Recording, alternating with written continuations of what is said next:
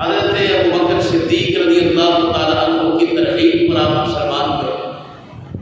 حضرت ابوبکر کے ساتھ آپ کا بڑا پیار تھا، بڑا پریم تھا، بڑی محبت تھی، دوستانہ تھا۔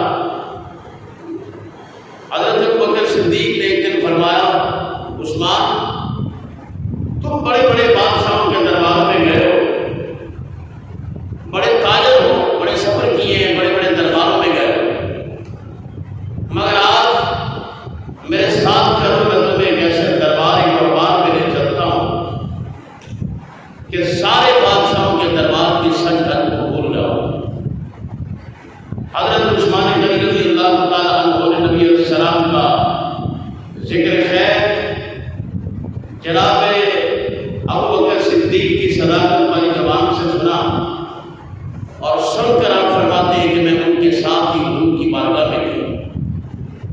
جب میں گیا تو نبی علیہ السلام نے مجھے سادہ سے دو جملے فرمائے، کوئی لمبی چوڑی تقریر آپ نے نہیں باندھی، سادہ سے دو فکرے کہے، فرمایا ان میں اتنی جان تھی، اتنی پاور تھی کہ وہ میرے دل میں جا لگی اور میں مسلمان ہو گیا۔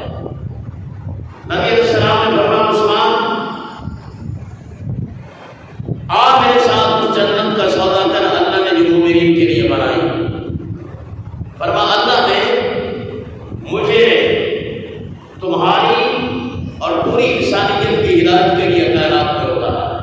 فرمایا بس یہ لوگ فکر، فرمایا میں نے کلمہ پڑھا مسلمان ہو گیا۔ یہ بات جب عالم کفر میں پھیل گئی کہ عثمان سے نورین نے کلمہ پڑھ لیا ہے تو بچھان آ گیا، ہلچل مچ گئی۔ وہ کہتے ہیں نا اپنے ہی گراتے ہیں سیمن پہ بجلیاں، سگا چچا جو تھا وہ دشمن ہو گیا، اس نے آپ